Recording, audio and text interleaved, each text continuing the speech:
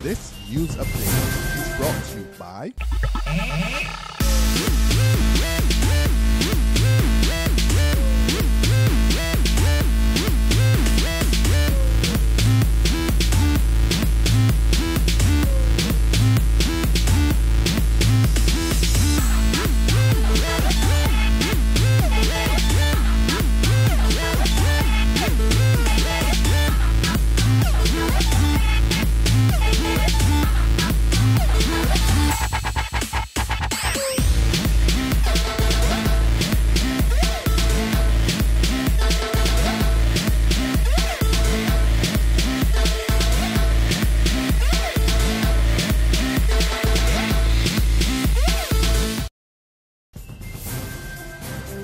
This is the 6 p.m. Barbados Day update for Tuesday, June 17, 2014. I'm Kamar Jordan. Good evening. It's a symptom of the economic woes crippling the country. That's how MP for St. Michael East Trevor Prescod is describing the recent flare-up in violence plaguing the Ivy. Prescod tells Barbados Today it's not a mystery and he wants the authorities to face up to the reality. In recent weeks, the Ivy residents say they've been living in fear following several shootings. Prescod warns the increasing lawlessness cannot be simply blamed on the abuse of drugs and alcohol. He suggests it's the lack of jobs. The reality is that there's now a whole set of young men who are also fathers, unemployed in the community. There are a number of young women unemployed in the community, some coming off from the program with the NCC, others from other areas of government, others who work in the private sector as well. There's very few wholesome activities on the ground. The problems that we have are man-made problems, and it's going to call for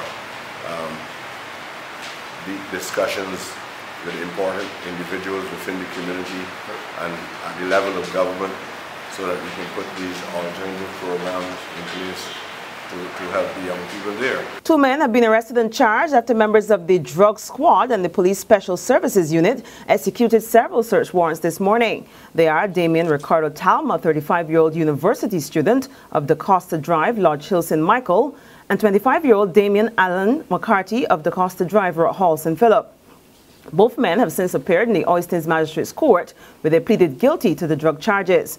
Talma, who was caught with 22 cannabis plants at his home, faces a fine of $20,000 on or before December 19th or 2 years in jail, while McCarthy, who was found with 17 cannabis plants at his home, must pay $5,000 on or before September 19th or spend 9 months in jail. In more police news, lawmen are reporting that 18-year-old Aisha Clark of 3rd Avenue Dash Gap Bank Hall, St. Michael, has been traced. Police have thanked the public and the media for their assistance. Mixed reaction from Barbadians to the government's promise to pay Jamaican Shanique Myrie her money this week. Myrie was awarded over $38,000 in damages by the Caribbean Court of Justice last October after she sued the Friendo Stewart administration for denying her entry into the country 3 years ago. After agitating for weeks to be paid, the Attorney General, Adriel Bradford, gave his word yesterday that the check would be handed over this week. But while some nationals believe that the matter should be settled, others tell Barbados Today that Myrie should wait her turn. I think that is great, and I believe that she deserves it. It's a large sum for that, but I believe that she should get the money, and she deserves it. You know, if you come to a neighboring Caribbean island and you try to get in, you could imagine you hurt like you could feel, because it's all one people. I don't ever think there's too much noise if you're promised something and you don't get it at the time that you think you should be getting it. I don't think there could ever be too much noise. You know, she wants her money. We said we were going to pay, and she wants her money. Let her have it. You know, it'd be done an awful way. Yeah, but there are other people who the government owe too. I know there's a man who put the government in court for wrongful dismissal called George Etchell, and he didn't get paid. There's also another guy called Al Barrett, who the government has money for years and they have not paid him. So why should Shanique Myrie get priority over them? I mean, just because she decided to complain? I think they should go in order. I don't think it should have been paid at all right? Continuing water woes in a number of communities across the country. In St. Joseph, the patience of residents has all but dried up. Today, our news team visited Bathsheba, Tents, Gags Hill and Hillswick Village, where we saw at least 2 burst mains in need of repair. The residents say the situation is unbearable. Right now it's just drinks. That's it. Can I get a what? I know we don't. Efforts to get a response from the BWA have been unsuccessful. In sports, Ellerslie are the 2014 Cooperative General Insurance Secondary School's under-16 basketball champs. Playing in the final today at the Garfield Sober Sports Complex, Ellerslie routed Harrison College 46-28 in a one-sided encounter. Jamali Holder led Ellerslie's offense with a game-high 15 points, while being ably assisted by Delano Watson, who scored 10 points, and Kanaya Spence, who chipped in with 8. Jonathan Fowler led the scoring for Harrison College with 10 points. Holder was named the finals MVP as well as the regular season MVP. There's regional and international news after this short break. Hi, I'm Red Plastic Bag. Anyone who knows me knows I don't like cold.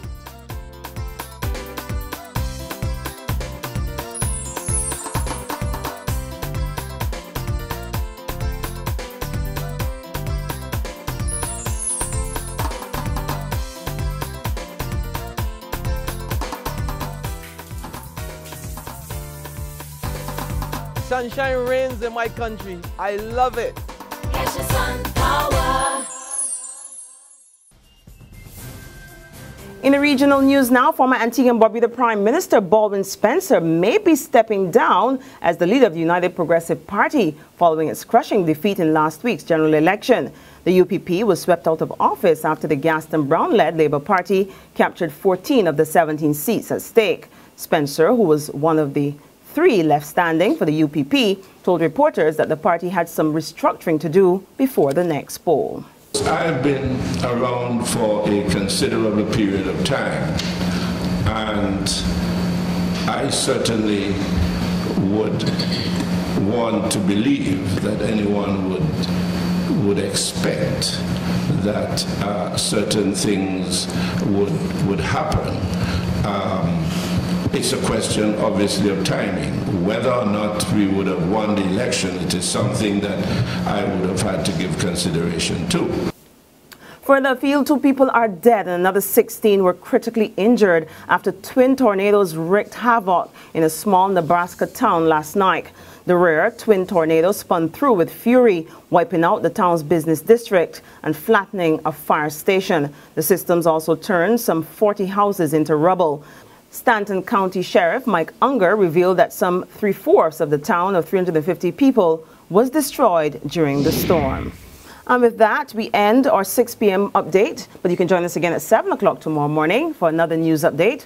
Until then, you can log on to www.barbadostoday.bb, subscribe to our e-paper, or better yet, you can like us on Facebook to get more news and sports. I'm Kmar Jordan. Have a restful night and join us again tomorrow morning. This news update is brought to you by... Hi, I'm Red Plastic Bag. Anyone who knows me knows I don't like cold.